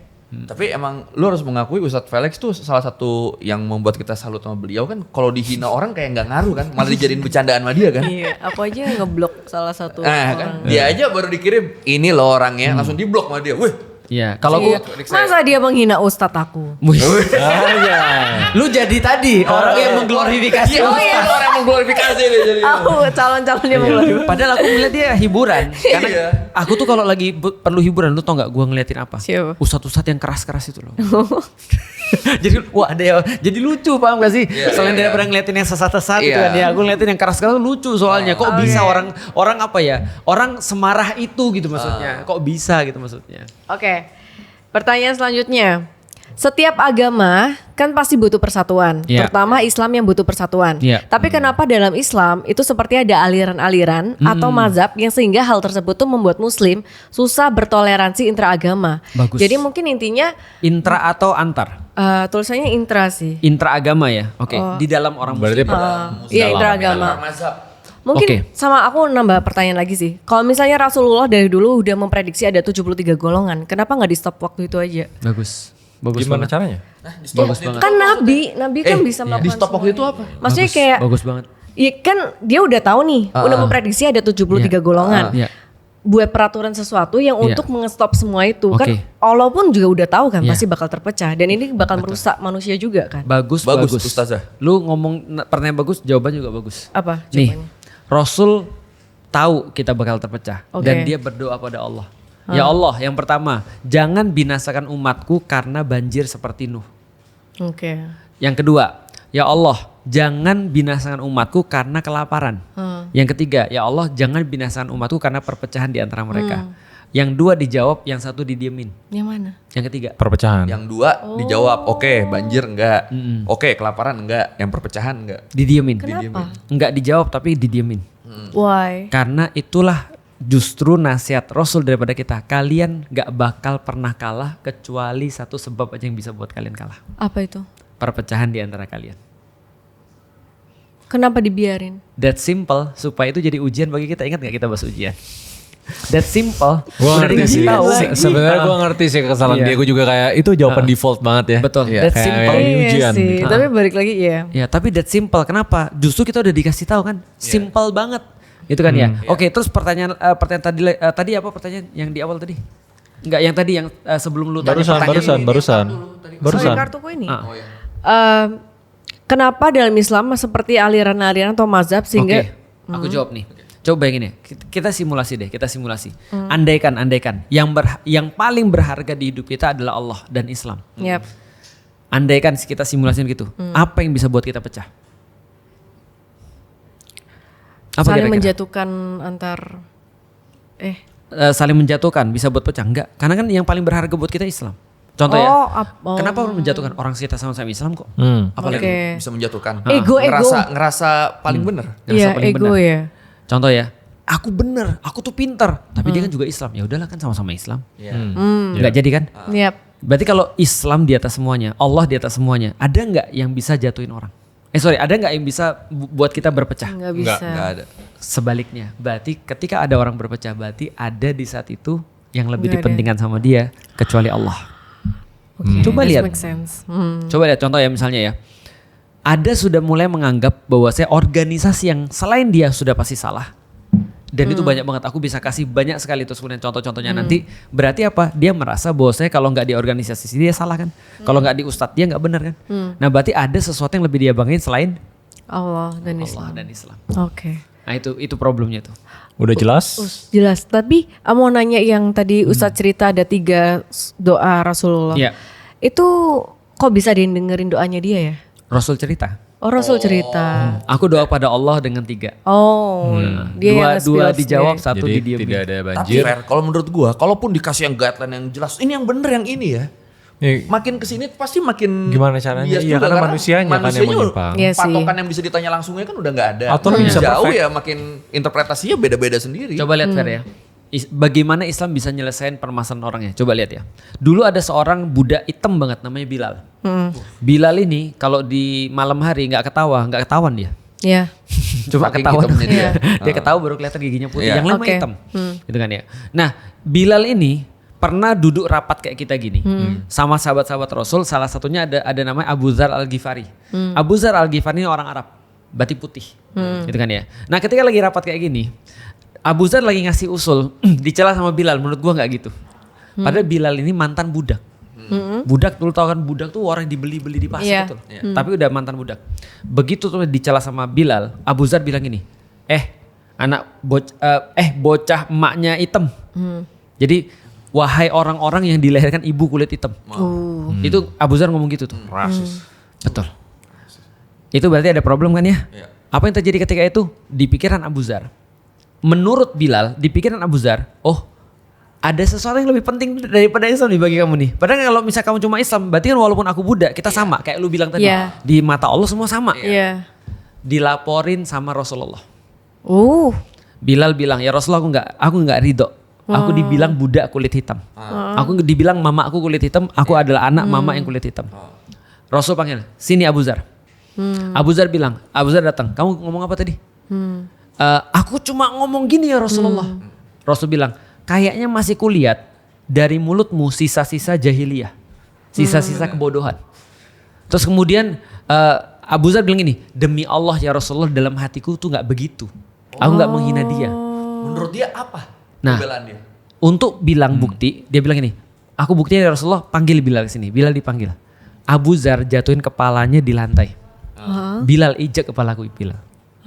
Injak kepalaku Bilal untuk membuktikan bahwasanya aku nggak pernah memandang bahwasanya kamu itu lebih rendah daripada aku. Ya cuma ngomong doang, gamanya candaan anak-anak tongkrongan mungkin, itu kan ya. Injak kepalaku Bilal. Bilal bilang apa? Enggak, bangunlah wahai sahabatku, engkau lebih mulia daripada aku. Coba bayangin. Terus inti ceritanya apa? Intinya mungkin si Abu Dzar ini emang pengen bercanda ya. Ada imbuhan-imbuhan. Mungkin misalnya kita ngobrol nih. Iya. Terus gue kan suka, hey Cina, gue gitu misalnya. Mungkin lu, dia mungkin lagi gak enak, di sini tersinggung. lagi gak enak Atau mungkin dia memang niat memang mau hina. Tapi coba lihat gara-gara Islam dia, nggak apa-apa demi Islam apapun akan aku lakukan. Walaupun kepalaku diinjak. Tapi ketika kepala mau diinjak, apa kata Bilal? Bangunlah wahai sahabatku, engkau lebih mulia daripada aku. Dia cabut tuntutannya terus, kamu lebih mulia. Kenapa lebih mulia? Karena kamu mau ngaku kamu salah. Iya. Bayangin kalau itu dipegang oleh semua muslim di Indonesia, kira-kira jadi apa? Coba, kira-kira jadi apa? Kenapa ya semua orang dulu takut sama Rasulullah? nggak takut. Bukan takut. Bukan takut. Respect gitu ya. Respect Mereka lah. sayang. Respect. Orang yang sayang itu bukan takut. Orang yang sayang itu tidak mau membuat orang yang disayang itu terluka. Lu respect sama Ustadz Felix gak? Takut gak? Lumayan sih kalau Ustadz marah. Bohong. Nggak gini, takut Iya itu waktu aku segan mau kali. keluar dari Escape kan Ustadz yang ceramain akhirnya. Segan bukan takut. Iya. Emang orang tahu dia mau keluar dari Escape? Kok dia ngomong? Udah. Iya. Kan kita Udah. juga bercandain. Ini orang Itu kan mau- yang pertama, yang kedua kayak belum pernah kita omongin deh. Yang kedua Iya. belum, 2 kali. Artinya takut itu karena sesuatu yang negatif. Jadi konspirasi. Kalau takut orang yang nggak ada dia berani lagi. Tapi kalau dia respect atau Iya. sayang, maka dia akan berusaha walaupun orang sudah nggak ada karena dia sayang. Benar. Nah itu yang dibangun oleh Rasulullah, rasa sayang itu karena semua orang pengen jadi spesial di mata Rasulullah. Iya. Nah coba bayangin kalau yang ikatan kayak gitu ada di antara Muslim, kira-kira gimana kira-kira? Damai. Peace. Persatuan. Betul. Kalau tadi salah nangkep jadi lurus. Kalau misalnya ngomong itu emang ada kebencian di hatinya gara-gara tuh cara seperti itu akhirnya jadi clear semua, Iya. kebenciannya hilang. Bagus kan? Berarti bercanda gitu dibolehin atau enggak? Ya nggak boleh. Apa? Dengerin kamu suka. Apa? Tapi lihat ya ada bedanya antara tadi kata-kata gini, yabna sauda, wahai anak dari ibu yang berkulit hitam. Itu memang di waktu itu digunakan untuk dalam tanda kutip merendahkan orang. Oh, emang berarti Abu harusnya tahu. Abu Zar tahu, tapi ini mau buktiin kan, aku tuh nggak ada begitu dalam hatiku, aku nggak ada merendahkan memang dia. bener. Walaupun sebenarnya mungkin ada gak sih? Bisa jadi. Oh, enggak ditulis ya niat asli. Enggak, kan Iya, kita nggak cuma bisa apapun niatnya, entah itu bercanda ataupun emang pengen merendahkan. Tapi Palanya, itu iya. selesai. Minta Iya, maaf, disuruh maafan. diinjek kepalanya, coba bayangin. Kepala itu di dalam orang Arab itu adalah bagian yang paling ya kayak kita juga Paling ya, sakral paling ya. sakral. Iya. Jadi kalau palanya udah diinjek itu berarti bukan penghinaan lagi, tapi dia bilang gini, demi Islam, demi Allah, aku rela kok palaku diinjek kalau memang itu membuat dia merasa Tersakiti, bahwa oh iya ya. memang Abu Zar nggak ngapa-ngapain kok. Oke. Oke, kita telah sampai ke quorum. Terjawab semuanya. Udah Jadi terjawab ya, kan? Sesat, jangki tidak lupa. sesat? Nah, jangki lupa. Jangki lupa. Gantian lu lah. Koi nggak pernah ya? Oh iya. Teman-teman sekalian, tanggal 3 Mei 2026 kita bakal mampir di Makassar. Dan ini adalah kepergian pertama Feren Ornella ke Makassar. Iya, bener dong. Bener kan? Ke Sulawesi bahkan ya? Nah, Bener. bagi Cina-Cina yang ada di Makassar. Astaga. Bagus panggilan spesifik Bagus nih. dong. Banyak loh di Makassar di Iya. daerah Bagus. Sumba Opu tuh banyak orang Chinese gitu kan ya. Yuk kita ngumpul, kita buat koi menjadi minoritas di Makassar. Dan bagi Emang iya teman-teman lebih banyak Cina di sana? banyak banget. Cina Makassar tuh banyak banget. Dan Cina buat Muslim saudara-saudara pribumi Muslim di juga. Makassar, ayo kita kumpul. Kita jaga marwah kita sebagai pribumi agar program Islam tetap dikuasai oleh kita. Lihat nih, program Islam sekarang ada 3 lawan 1 nih. Ini contoh anti persatuan ini. Iya, tapi bagus. Bagus, kan ya. bagus. Jangan Benci lupa. Allah. Contoh orang udah akrab banget. Ketika ada orang ngomong gini, itu Iya. tahu itu bercanda. Bercanda. Bener. Dianggap cuma bercanda, itu tandanya udah akrab banget.